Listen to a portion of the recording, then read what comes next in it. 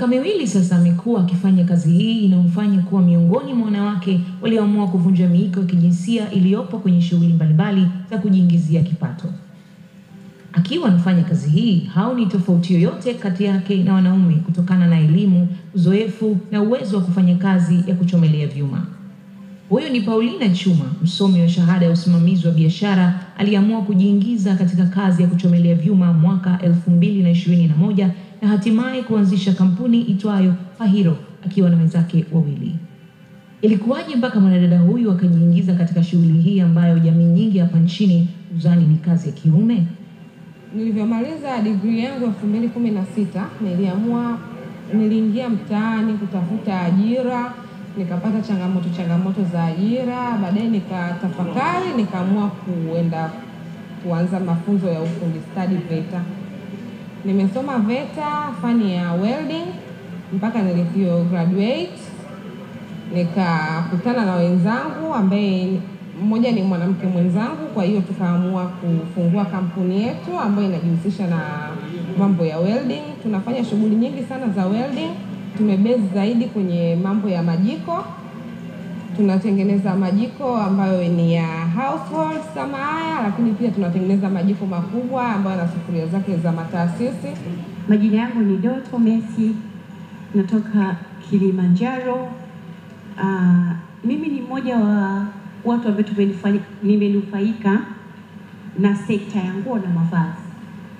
Nimesoma chuo kikuu, mheshimiwa, nikawa best students kwa mwaka wangu kipindi hicho Tanzania. Kuna cheti kabisa cha chuo hapa nchini cha Open University best students huo mwaka, sio kwa upande wa female, no, overall best student.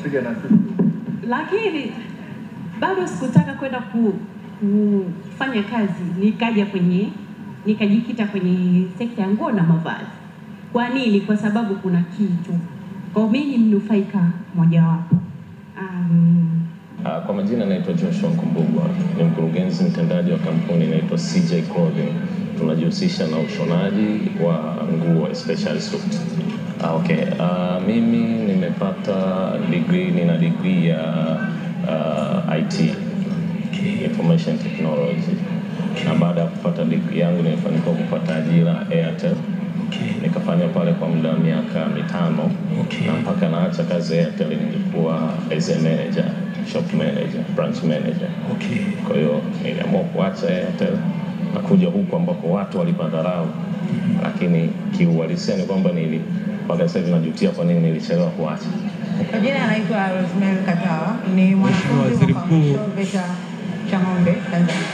Nasomea textile and fashion design, fani ya ubunifu, mitindo na sanaa ya nguo. Mwanzoni nilikuwa nimechukua degree, nimesoma ugavi na biashara, lakini ukisoma pia fashion, haimaanishi kwamba utakisomea kile hautaweza kufanya kazi. Lakini kwenye degree yetu kwenye degree au shahada ambazo tunasoma, zimejikita sana kwenye utawala. Lakini ukienda VETA au ukija VETA kama sisi ambao tunasoma, hizi zimejikita kwenye uwezo wa kujiajiri. Kwa hiyo kitu ambacho kina uwezo wa kufanya ukaweza kujiajiri, lakini pia hata kama utaajiri watu kwa mwisho kitu chako, tayari hapo una elimu ya utawala. Kwa hiyo utakuwa una uwezo wa kutawala, lakini pia pamoja na kutawala, kile ambacho unakitawala unakijua kwa kina kwamba unatawala kitu gani. Tofauti na mtu akawa anatawala tu, anaweza akatawala kitu ambacho hakijui kabisa, yeye anatawala kutokana na ile theory aliyojifunza darasani.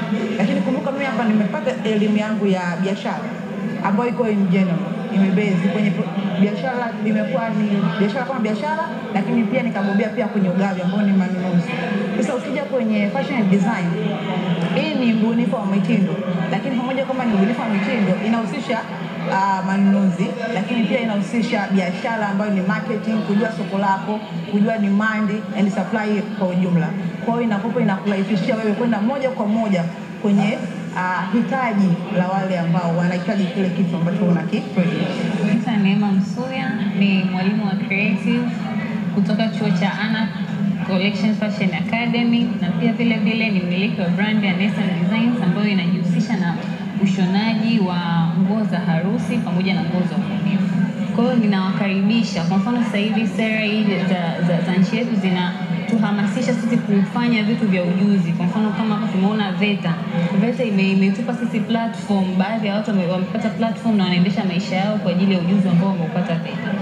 Mimi nimemaliza chuo cha Sokoine University of Agriculture SUA, na nimemaliza kwa Bachelor of Science in Horticulture. Baada ya hapo sasa nilifanya kilimo, lakini niliona passion yangu mimi iko kwenye fashion. Nilikuwa napenda fashion since back then. Nilivyoona kwamba ninapenda fashion, nikawa katika kutafuta chuo, ndo nikaona chuo cha hapa, nikajiunga, nikafanya vizuri, na mwisho wa siku I was the best student katika intake yetu, ndo nikapata pia nafasi ya kuwa mwalimu katika hicho chuo. Kwa sasa hivi ni mwalimu, at the same time ninafanya katika brand yangu pia.